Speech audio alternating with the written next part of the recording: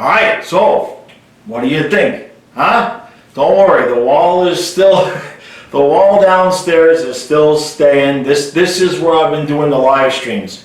I had that part built for the last one, and then I've added some more stuff over here. This will basically be for the Panther stuff, and then that side of the room will be for the Dolphins. So, welcome to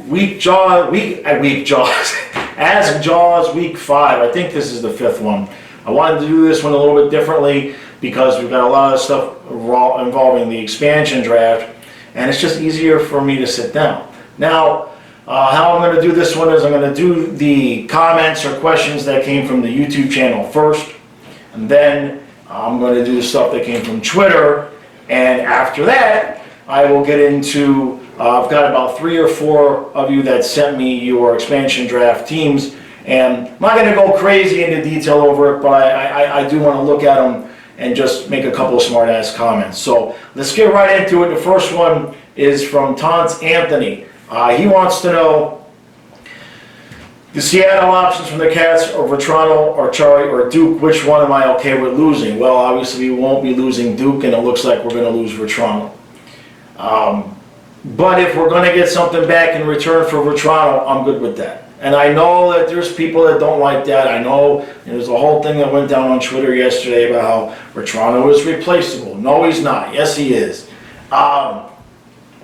18 goals is 18 goals. I think, and also I'll add into that, Panther fans have a history of this, and we may be doing it again with Denisenko, and I've got another question about him. You know, if you go look at Denisenko's numbers, he's not exactly, he's not Gretzky, right? He's not lit it up anywhere. So, you know, I see a lot of people slotting him in Vetrano's spot and just assuming he's going to take, you know, take over that production. Panther fans, we've done that a lot of years in a row in terms of slotting somebody in the preseason, you know, a young guy, and then he doesn't really pan out. Not saying Denisenko's not going to pan out, but look, I don't like losing Vetrano more than anybody else, but we're not going to be able to pay him. If he does have another 20-25 goal season in him, we're not going to be able to pay him. That's too much money for a third liner, and he's worth it. So if we can get something back in return from Seattle, I'm good with that. The thing with Achari, I'll mention this now. I saw in somebody's expansion draft that Cizikas is actually available, and I've been bouncing around the idea of Cizikas, you know, coming in and joining Achari on that line. So you never know. I mean, I know we have Mason Marchment, we've got plenty of fourth liners, so it probably won't happen, but I found it interesting that he was exposed. So, to answer your question, Tons, I don't think we have, you know, it looks like we're going to lose Vetrano. Now the question is, what are we getting in return? Next question is from Mr. Vince. What are my predictions for the NFL season and who's going to be in the Super Bowl?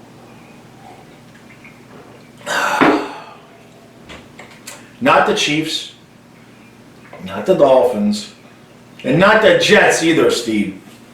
I have a feeling that this is going to be Ryan Tannehill and the Titans' year. I know the defense isn't great, but it might be good enough. And now with Julio Jones, you give Tannehill another asset. Derrick Henry, how many more years does he have of being, you know, the power back that he is? I think if they're going to do it, I think they can pull it off this year. I think the Chiefs going into the season with the whole we're going to be undefeated thing, I think they're getting ready to get slapped upside the head. I think Buffalo's good,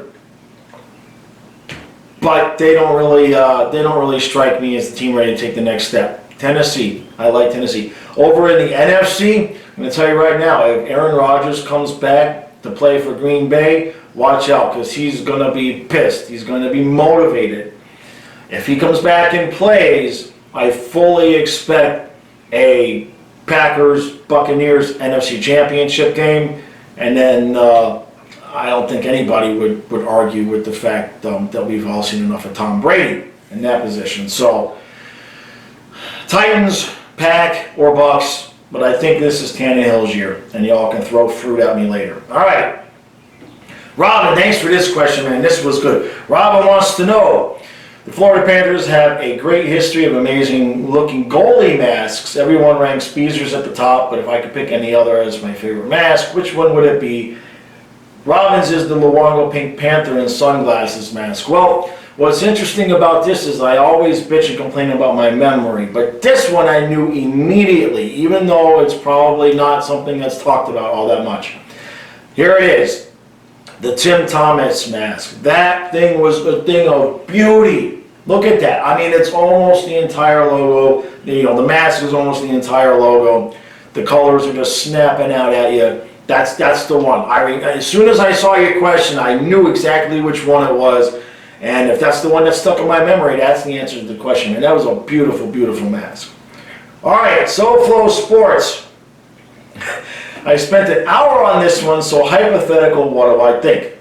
Panthers received Seth Jones with 50% salary retained. Patrick Laine, 2 times 6.5, and a third-round pick. Jackets received our first-round pick this year, our second-round pick, Strawman, Saron Noel, and Hutsko. You almost had me until you said Saron Noel. No, no. He's staying. He's absolutely staying. I want to see that kid play. And I know that, it may be a couple years off, but when was the last time the Panthers had a huge prospect like that was, on the wing, no less? So I absolutely want nothing to do with giving him away. In terms of, Jones and Laine, yeah, I mean, salary, and you had mentioned that they'd have to take for Toronto, or Seattle would have to take for Toronto, obviously, for the salaries to match. The Seth Jones thing, I've gone over that. I see a lot of back and forth with people with Seth Jones. Some people think he's really, really good. Some people think that he's washed. I honestly, if we're going to go after a veteran defenseman, I prefer Suter. He was viable at the end of last year. He was viable. He's still a viable top four defenseman. So I don't want to give up Saron Noel, and that's a lot of picks. And I know Laine, okay, but I've got a question coming up here about somebody else that would actually rather see. So instead of Jones, I'd rather see Suter because we don't give up anything for him. And instead of Laine, I'm going to get to that here in a second. We're going to head over now to the Twitter questions. First one is, Timmy wants to know, do we win with Knight playing from game one and having Ekblad? Well, at the risk of triggering all the people that are Tampa Bay fans that still watch my channel, what I'm going to say is it sure as hell guarantees a game 7. I mean, we took them to 6 with Bob getting starts, Drieger getting starts, who did well except for the second game, and without Ekblad. So you have to figure, if we can get exceptional goaltending and have our defense intact, at the very least we take them to 7 games. Now, do I think we beat them? Probably not. I think we don't have the one game where we got completely wiped out. But it's not like Tampa didn't show against us and against other teams that when they need to turn it on, they turn it on. So I think it would have been obviously closer games, more overtime. Game 7 probably would have been a brutal knockdown, drag out, and maybe we win. Obviously, if it's a one-game series, it comes down to one game, maybe we win. But I don't think it's the kind of thing where we can sit there and say it's a guarantee. Tampa Bay, as much as I, don't like to admit it, obviously they've won 2 cups in a row, and whenever they needed to turn it on and get a couple of goals against whoever they played, they did. And whenever they needed to shut somebody down, Vasilevsky did. So, and I'll throw in, it wasn't like our depth scoring showed up, right? Let's not forget, Toronto had no goals. Duclair, I don't think he had any goals. Barkov, and Barkov's not exactly our depth scoring either, right? So we weren't really scoring goals either. Our defense was a mess for the most part because of the lack of Ekblad. But when you lose one guy and your defense becomes a mess, you have to start giving credit to the other team. So I think it guaranteed a Game 7. I think it would have been a much more evenly balanced series. We definitely would have won game, won the Game 1 or Game 2 at home. We would have split at home for sure. But Tampa would have just turned it up. Tampa was just too good. All right, let's move on to the next Twitter question. Sal had a couple of questions here. He wants to know if I like UCF, WWE, and what's my opinion about Jake Paul. You personally feel he's a master promoter. Well, not to be a smart ass, and maybe I'm showing my age, but he's not so much of a master promoter that I knew who he was. I had to look him up, not gonna lie. Now, I'm not big into UCF or WWE, or UFC, I should say. See, I can't even say it right. Never been a big viewer of anything like that. I used to watch boxing, and I was actually a purple belt in judo. So, when I was a kid. So, in terms of Jake Paul, hey, look, from what I saw, I went and I looked him up. Yeah, he's turned his own personality and his own ability into something where, I will say this, he looks better without the beard. Absolutely looks better without the beard. Without the beard, he looks like a cool dude. With the beard, I don't know what quite the word is for the guy. And for all I know, he's got some huge audience that will come after me if I say anything bad. So I'm not. He looks better without the beard. We'll leave it at that. All right. Tyler has a couple of questions here. The first one is, what do I think of Yandel being bought out, and who do I want the Panthers to draft in the NHL draft? So in terms of the draft, I have my names listed out here. I'm not a huge minor league guy, but I do enough research. What I know is I like Lambos and Perk. Okay, and I think that's the way you pronounce his name. It looks like it could be Park, but that sounds stupid, so I'm going to call him Perk. But Lambos I know enough about to know he was considered one of the best defensemen, and then he went overseas. He switched around where he was playing, and he didn't do as well. We need defensemen. That's my take there. You know what I mean? We need to have. I can't think of any defensemen. We've got a couple that are coming up, but in terms of this season, I definitely would prefer to see us draft a defenseman. Let's just put it that way.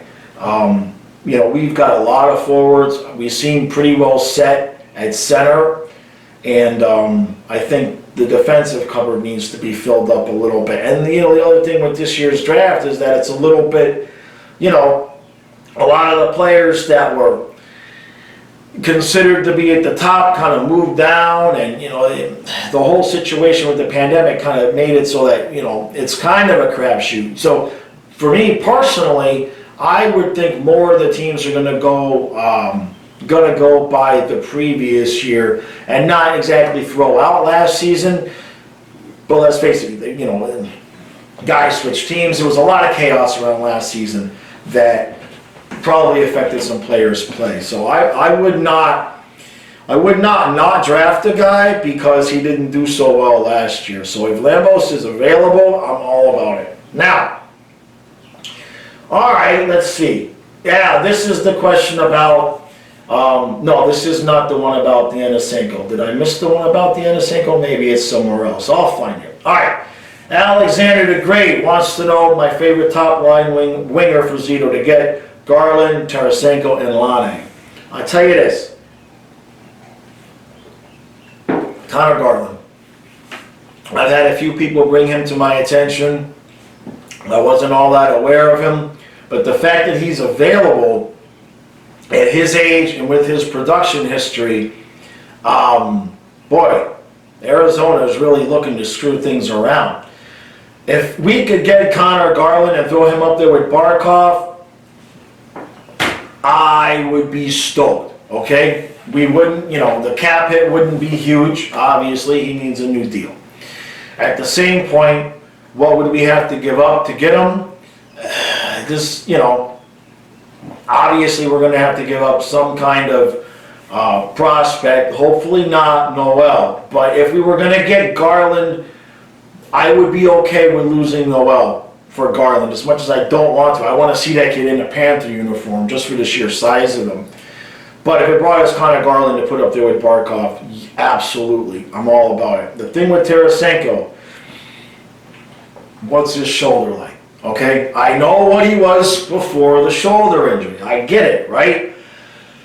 But we're not in a position right now where we need to roll dice like that. The Panthers are good. We're this close. We're this close. If Knight continues to play the way he does and we stay healthy, we're going to be right up there with Tampa. All right? So we don't need to roll the dice. We do not need to roll to bring in Tarasenko, which may still happen, and take the chance on his shoulder. Because one thing that I think Q has a weakness as is flipping the lines around when somebody gets injured, like he did when Bennett was suspended in Game 2. All right? I don't like his game line management in terms of when somebody's missing, he has a tendency to blow everything up. I'm not a fan of his lineups, that when those things happen. So the point is, if Tarasenko comes in and his shoulder's not great and we have to go screwing around, that's not a strong suit for Q. You get Connor Garland in, the kid's 25 years old. So now not only do you not have to have the injury history, but you've got a guy where now Barkov is actually the veteran guy, and you're not bringing in another older veteran to play with him. So I would think that that would kind of help Barkov's confidence, so to speak, right? If he could embrace I'm the not just the leader, but I'm the elder statesman on my line type of deal. So I'm all about Connor Garland. I would hate to have to give up Noel to get him, but with the production that he's already had, you put him with Barkov, as long as we can't give up Tippett. I'm not for giving up Tippett. All right, picks and prospects, and we're good.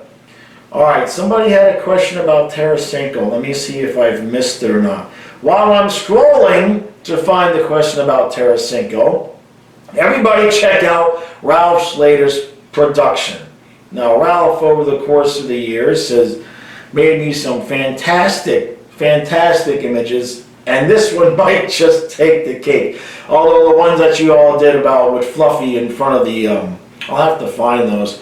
There was a thread a few years ago when Fluffy was laying in front of the pellet stove, and then everybody started putting things on top of them and having people jumping on top of them. That was a fun. But this is pretty good, Ralph. This one absolutely. All right, where's at the end? I think I just passed it. All right, yeah. John Greengrass. That's a hell of a hard name to pronounce. It's easy to pronounce, but just try to say that one 10 times fast. Wants to know if it's good for Tarasenko for next season to have some AHL time or go straight to the NHL. Well, I'll tell you what. Last year, Tarasenko, 7 games, no goals in the NHL. In the AHL, 15 games with 5 goals and 4 assists. Now, I looked up, how his scoring history has been. Like I'm saying, I'm not knocking the guy, but I see Florida Panthers Twitter keeps slotting him in the top line or in the third line, and he's going to get all these goals. And I'm looking at his history, and I'm saying, where are we seeing a 20-goal scoring guy? I'm not seeing it translate here, okay? I'm seeing Jared McCann type numbers. I'm seeing a guy that'll come in and get you 12 to 17 and be a good third liner. So I don't see him sliding in up top unless he becomes more than what he is, or at least what he appears to be. In terms of where I think he should start this season, I think you give him the chance to start on the third line. As long as he comes to camp and earns it, especially if we lose Vetrano. Now, Vetrano, 18 goals. He had 25 a couple of years ago, and he's had some years where he's had under 20. If they're thinking Tarasenko can come in and fill Vetrano's production on the third line, I'm good with it. I'm good with giving him at least 20, maybe 30 games as a starter on that third line. You give him 20, 30 games. And if at that point he's got 4 or 5 goals, you let him ride it out and you let him continue to develop. If you get, 20 games in, 25 games in, and he hasn't scored yet, or if he's struggling otherwise, then yeah, send him right back down to the AHL. He hasn't had a whole lot of AHL time. He's still very, very young, and you don't want to bust the guy's balls. You certainly don't want him getting knocked down or scratched because Q is impatient with the young kids. So what I would say, if you want to set the numbers, is if he can knock out, even, let's go lower, let's say 3 or 4 goals in the first 20 games. As long as he's scoring some and playing well defensively, let him stay in and develop. But anything less than that, or if he starts struggling against the NHL competition, right to the AHL and let him develop. All right, the last one here. Uyghur Achari fan, One Bad Steve, who's my favorite person in the world. He wants to know, are my eyes fried because you refuse to wear your glasses? Boomer. Actually, Steve, what happened was, yesterday I was scrolling Twitter too much because I'm looking at all the expansion draft news. So, my eyes get fried. What actually happens now is because I have the glasses, I can scroll for longer periods of time, and it doesn't hurt my eyes until I take off the glasses and realize, oh crap, I have fried my eyes. So, it's actually not because I'm not wearing them, it's actually because I'm wearing them. Because they're just readers. So like when I sit in my chair, like from this distance, I'm okay, right? But if I sit in my chair and I've got the laptop in my lap, I need the glasses, it's ridiculous. My eyes change on a daily basis because of the line. So the point is that I'm not a boomer, we've been over this, but I know, I get it, you like to see me get triggered. If I'm a boomer, you're a millennial. That's how it works. Even though neither one of us are those things, you're still my brother. All right, now, I have no idea how long this has been. So the rest of this video is going to be just a couple smart-ass comments about the expansion draft teams that you guys sent me. Now, the first one, who is this from? I think... first of all, Jamie, if you're waiting, I'm going to get to yours last because yours is the best and the most complete. The first one I'm going to do is Nerful. Nerful is a big supporter of the channel and comes out to almost every live stream. Alright, see now for this one I'm going to cover the screen with his draft, and I am going to put my glasses on. Now, alright. Nerful has got something. Now, first of all, I'm just going to get this out of the way. Everybody had Chris Drieger being taken, and I think everybody had Kakinen, Kakapupi, Capo Kakapupi. That what Kakapupi, for you guys that don't remember, I'm about to forget. What movie was that from? That the woman, what the hell is her? The lady that played, see, I don't remember a damn thing now. It's the lady that played in the movie that I can't remember, where she held the writer hostage, right? Kathy Bates. She held the writer hostage and then chopped off his leg or something like that. And her famous thing that she would always say, I think it was in this movie, but it was Kathy Bates, was Kakapupi. So, I'm not even going to try to pronounce his name. Everybody had Chris Drieger and Kakapupi going to Seattle, all right? Now, Nerful has Yanni Gord next, only Bailey, Tanner, Jared McCann. Oh, jeez. Let's talk about Jared McCann, shall we? Jared McCann, they need to have a new category when the players vote for the most underrated, underappreciated, they need to be more, what's the word? Extreme. Underrated and underappreciated just doesn't cover it, what has happened to Jared McCann. All he does is show up, get on the third line, score about 15 goals, be a pain in the ass to play against, and then get traded for peanuts. I never seen it. I never seen a guy get so disrespected. That's the word I'm looking for. He is definitely the most disrespected player in the NHL. It's just absurd. It was bad enough. It was bad enough we traded him with Bukestad to Pittsburgh for what? Brassard, Sheehan, and picks that I think so far have turned out into nothing. So we traded Bukestad and McCann for Kakabubi. Okay? And now, the same thing. Pittsburgh gives him away the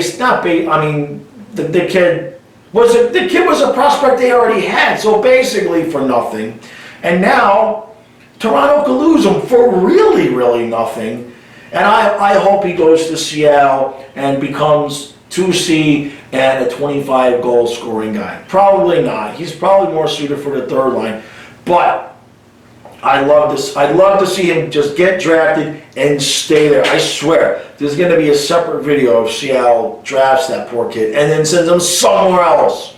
Not cool. Not cool. All right, Nerfo, what do you got on defense here? Ghost. Yeah, I think you're the only one that has Ghost going their way. I think most people had Alexiak, Jake Bean. All right, very good, very good. Kulak and Giordano. I know how to say his name, but I want to make, he needs a good Italian name. He sounds like an Italian meal. You know what I mean? Can I get the Giordano with some extra sauce? All right, so I like your team. I like the team. One thing I noticed up here, where is it? Yeah, you're 20. What are you? $20 million under the cap. Now, obviously, that's because you got free agents galore to send. Boy, if they did draft this roster, they got a hell of a lot of work to do. How many free agents is that? Right? That is 1, 2, 3, 4, 5, 6, 7, 8, 9. That's basically a third of their team. So there's a lot of work there to be done there. All right, but it's a decent team. No real huge names up top, but that could be the way that they go.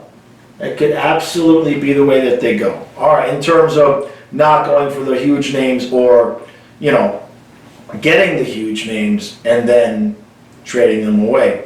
All right, let's go next to Alexander the Great. Let me look at this. Let's see. What was your cap hit?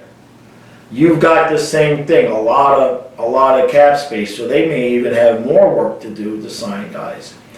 All right, Zucker Domi, dead enough. Then there's Jared McCann again. What are they thinking? Why would they expose him? Just let him take Kerfoot. But they're not going to do that. They're going to lose Jared McCann. That's crazy. All right, Brendan Lemieux, Appleton, Mason. Oh, I didn't see this. Ross Colton, yeah. And here's a couple of things I want to talk about. Well, there's Landeskog.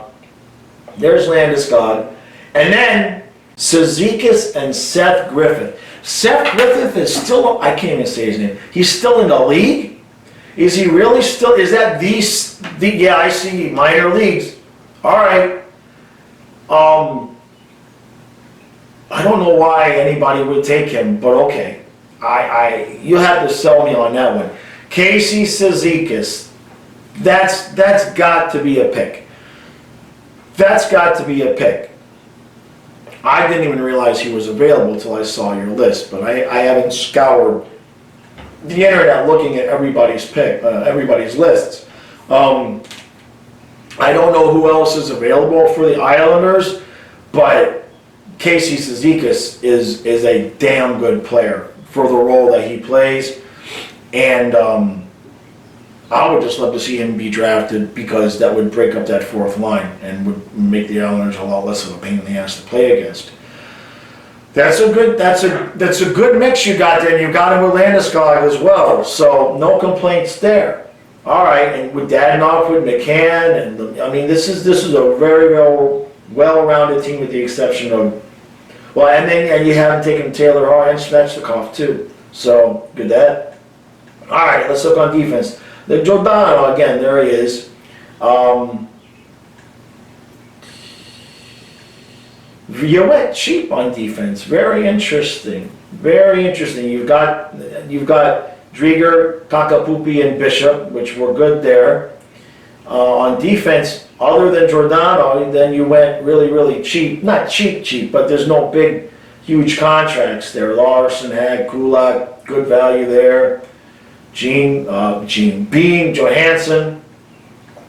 And then, yes, look, see, you do have a lot of cap space, which makes sense. Now, with this, Seattle would be keeping Landeskog. There'd be no reason not to. I mean, you got 30 million of space there. The rest of the guys, you need to sign Cizikas, Ross, Hall, you probably would want to flip him. Svechnikov, Gadet, you got a lot of players here that need contracts. And you got what, 32 million in cap space. And Drieger's going to get, let's just say Drieger gets 3.5 or 4, so you got basically 28 in space there, 29 in space. And Landeskog's going to take some of that. You got probably enough money to sign most of these people, but not everybody. Keep Colton Ross and flip Cizikas to the Panthers. Huh? That's what I want to see there. All right. What's the next one? We got 2 more. Let's see. Charles sent me his. Okay. Let me look at Charles here. Charles sent it to me. Let's see. We got forwards, we got defense, and goaltenders. All right. So the goaltenders, the same thing. Drieger, Kakapupi, and you've got Braden Holtby, which is interesting, but I think that's a good pick. That's a good value. Everybody's got Giordano on. You've got DeMello as well on defense, Alexiak and Hamilton. Holy crap! How the hell did you afford that? Well,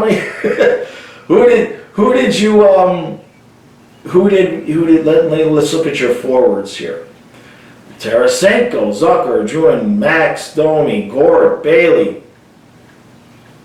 Tierney, Lemieux, Cahoon, Donato. All right. What was your? I'm expanding. You didn't send me. It didn't show up anyway. The how much cap space you had there on this one, so I can't tell. But you have to tell me, Charles. How did you have money for all these people?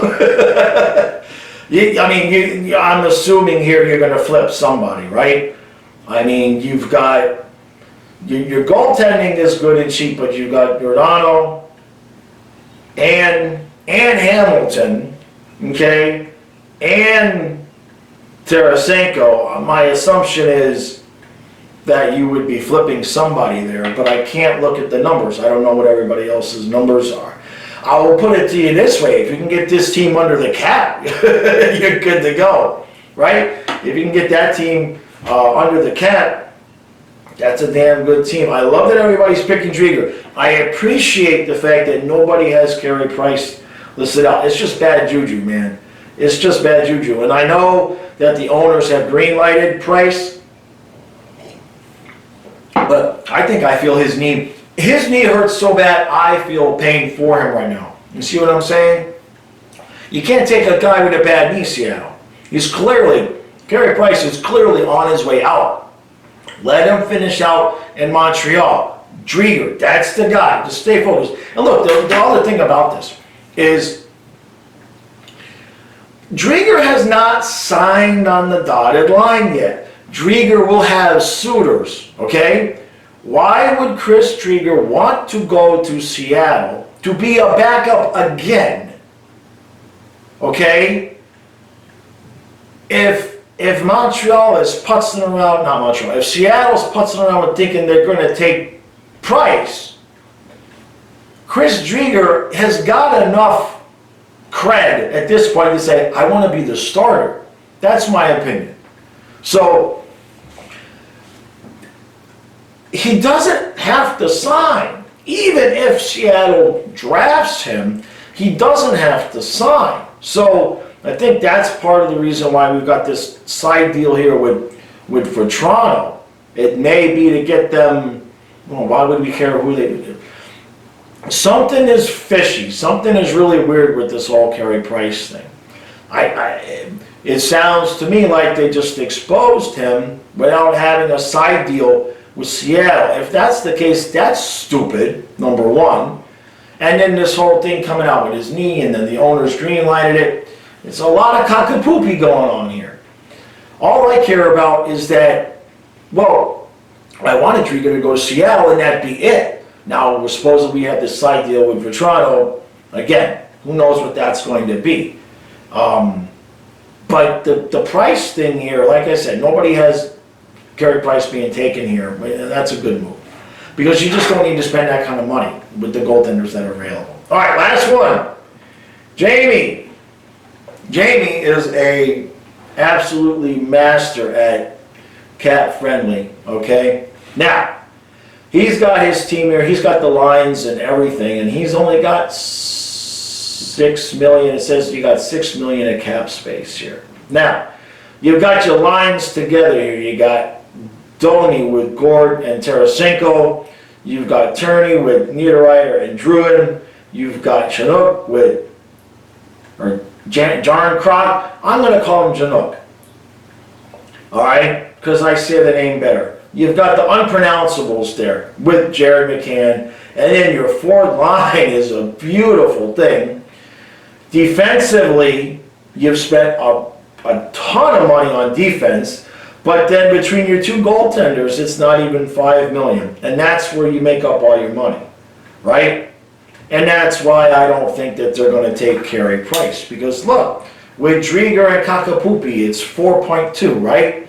For two goaltenders, you'll leave it at that and call it a day. Now, I can't see here, it doesn't show me how many contracts you need here. It says you got $6 million in space. But I see what you did. You've already got their numbers filled in. And this is why I did yours last. Because this is... everybody's got paid, and you still got $6 million in cap space.